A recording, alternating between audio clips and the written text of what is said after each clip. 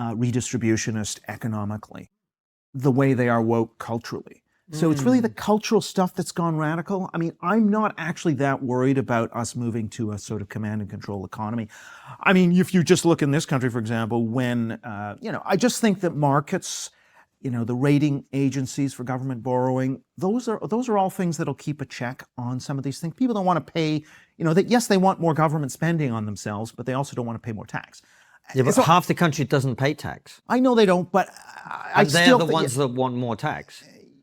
No. In fact, if you run surveys, there aren't a lot of people favoring higher taxes. Really? No. Okay. Interesting. So I'm not that worried about the economic stuff. I mean, we may go to slightly higher taxes or slightly lower.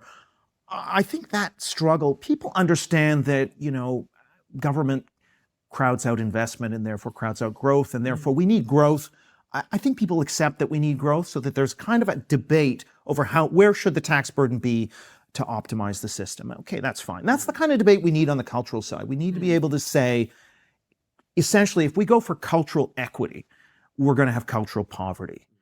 Just the same way if we go for economic equity, we're going to have economic poverty. We don't have that debate on the cultural side. So if we actually say there's got to be equal representation in every film, every movie, every book, every humanities course, we're going to have worse quality literature and art. And we don't have that debate. Right? If we cast a Shakespeare play or a Shakespeare movie and the characters are, racially unrepresentative and the gender roles are completely all over the place, it's just going to be less powerful, less evocative. No one has that debate. You're not allowed to have that debate.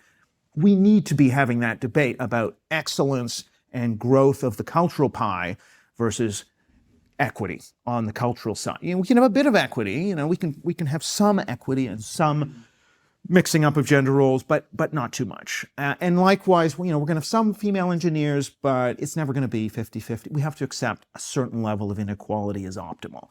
We're not there yet. And that's what I'm saying, is that we need to be having that discussion about cultural wealth and human flourishing on the cultural side. I'm not that worried about the economics, honestly, but on the cultural side, we're just going crazy. Eric, yeah. Let's bring it back to the human element of it. And we're sitting here in a room, and you're making very good points, and we're all nodding, and we're all agreeing. Right.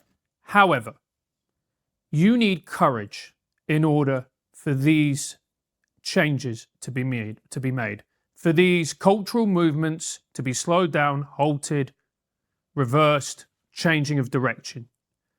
And what I see, and correct me if I'm wrong, is a fundamental lack of courage in our society.